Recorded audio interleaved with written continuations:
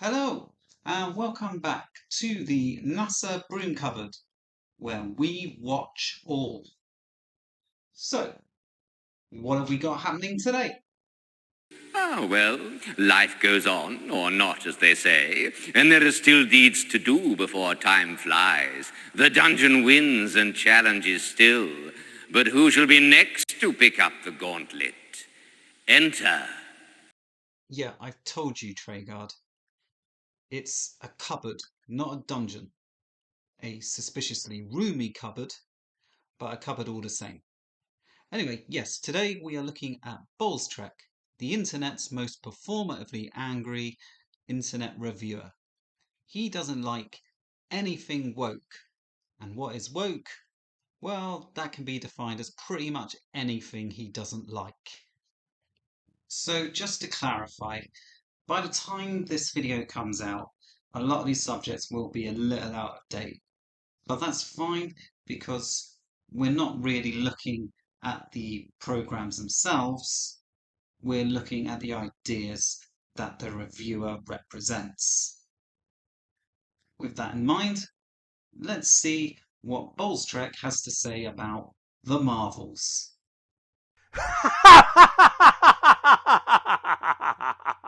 Well, what do we have here, little ones? Box office bomb. The Marvels opening to 47 to 52 million in new low for Marvel Studios. This is Bowles when he's happy. Marvels is anything but marvelous so far at the box office. More like a trip to the proctologist's office without sedatives and lube. And yet the only thing that feels forced was that joke. Marks a new low for Kevin Feige's Marvel Studios, and that's saying a lot considering the runny anal leakage that they've been squirting out in recent years, which for years has been unrivaled in its success. Not anymore, it ain't! You'll notice how he needs to sound performatively angry at the end of literally every sentence. And bolsters the theory that superhero fatigue is a real thing as fanboys grow weary of a glut of titles and are far less forgiving. No, fanboys, past tense, in this case got tired of crap. So let's be honest, superhero fatigue is an inevitable thing. If you just think that since the release of Avengers Endgame in 2019, there have been 11 mainline MCU movies, a whole glut of TV shows, and not to mention the Spider-Verse films, the Sony movies, and even the DC movies. And plus a whole host still to come. It's inevitable that the bubble will burst at some point. Word of mouth is already hurting the Marvels. Really, yeah, word of mouth is the problem because we know everyone expected this to be a work of genius. So it's worth noting at this point that Bowlestrek hasn't actually seen the Marvels movie. But don't think a little detail like that will stop him from telling you how terrible it is. Date 2008's The Incredible Hulk holds the record for lowest domestic opening of any MCU title at 55.4 million, not adjusted for inflation. Stop being lazy and just adjust it already. It ain't that hard. Okay, if that'll make you happy. The Marvels is unique for a superhero film in that it stars 3 female leads. You are aware that you have to focus on more than just that, right? Oh wait, what am I saying? This is current year. What a moron I am. So just to remind you, Bowlestrek has not seen this movie. But he has decided he knows all about it. It was directed by Nia DaCosta, who is the first black woman to direct a Marvel Studios movie. Any actual talents? Oh, we don't focus on those and it's no longer a requirement. Oh, okay then, go on. And that's where we see Bowlestrek's real character come through. In his world, you can be talented or you can be black. You can't be both. The cast of Marvels wasn't able to do any promotion or publicity because of the SAG-AFTRA strike. Why is that a bad thing? Surely it helped bring the 15 or so people that wanted to watch this direct to the theater. So this is just a minor piece of dishonesty from Bowlestrek, wanting to pretend that the strikes had no impact on the box office.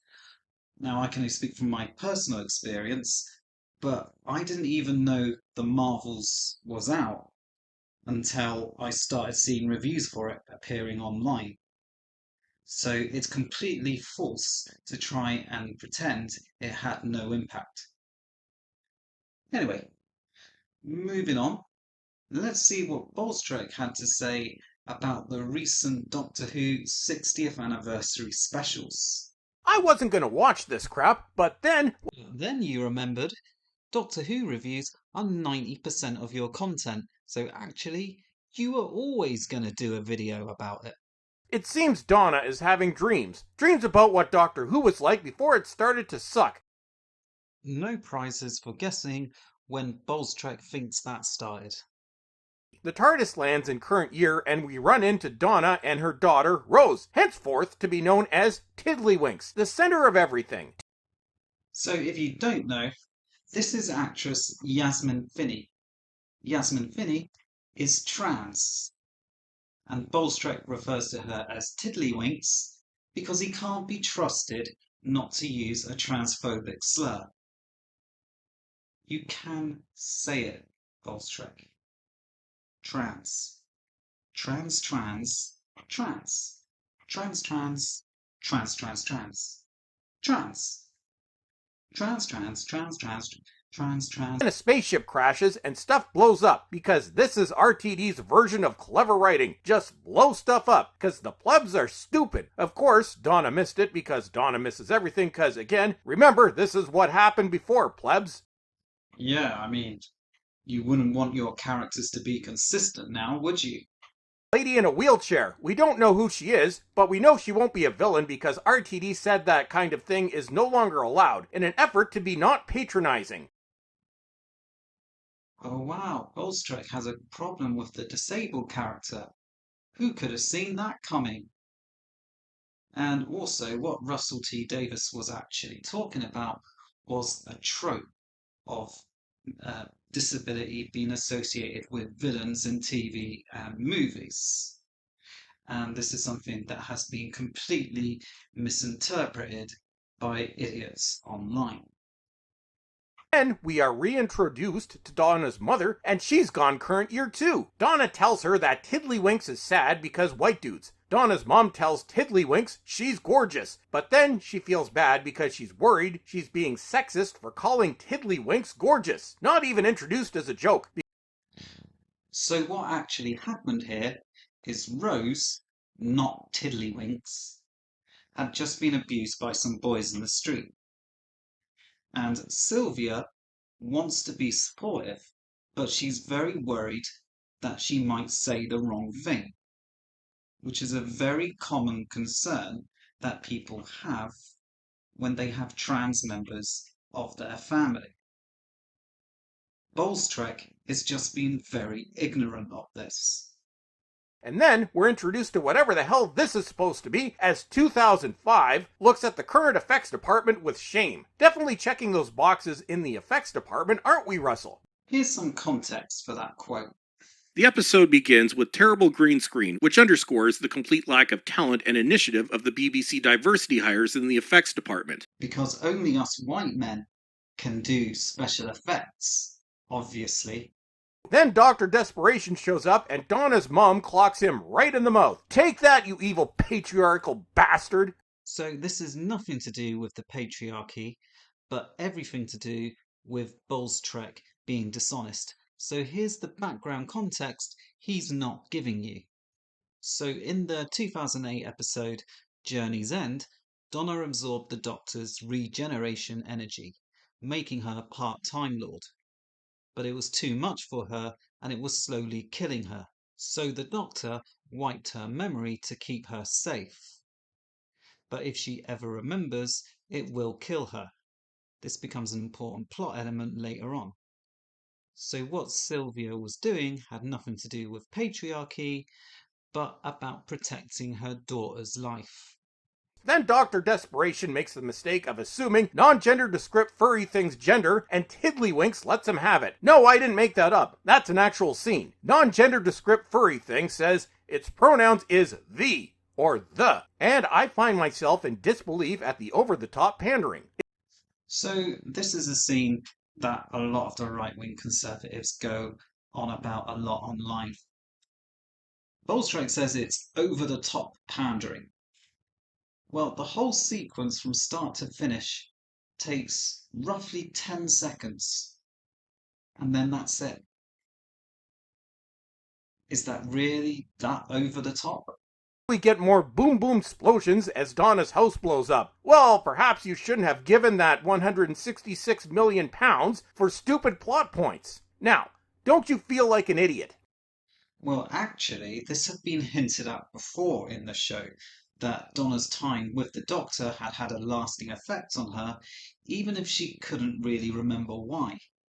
She had absorbed the Doctor's time energy, which would made her more like him. The Doctor doesn't carry money, so it would make sense that Donna would then give hers away. I would have expected a true fan such as yourself, Bowlestrek, to have known that. Dr. Desperation then starts creating shields with a sonic screwdriver because apparently it does that now. I can think of several times in the past where this might have helped, dude. This is actually about the only thing I agree with Bowlestrek on. And actually, this is also why they got rid of the sonic screwdriver back in the 80s. Then we learn that non-gender descript furry thing is actually the villain as Russell proceeds with self-wankery, thinking of how clever he is. Then things Or he just read the original source material.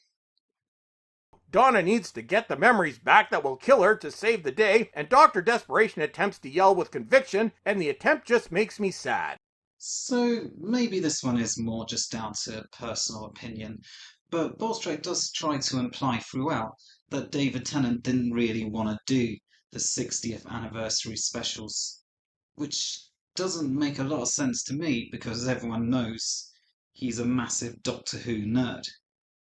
He gives Donna her memory back, Donna dies, but then doesn't die because it seems that Tiddlywinks was the center of the universe all along. Non-gender descript furry thing's plan to launch its spaceship has failed. Oh no! Now let's quote some lines. Binary, non-binary, we're binary, she's not, because the Doctor's male and female, and neither, and more. Yep, those lines were said.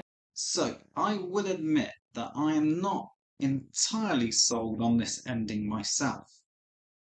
But Bowlestrek is deliberately omitting a crucial detail, i.e., that the whole point was as to why it didn't kill Donna was because the energy was being shared with her daughter, Rose.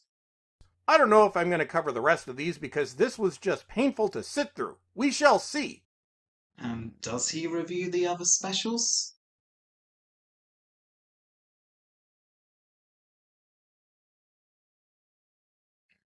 So let's leave Bowlestrek there to just crawl back into his little hole. If you enjoyed this, please feel free to like and subscribe, and help an angel get its wings by hitting the notification bell. Until next time, Starwipe, and I'm out.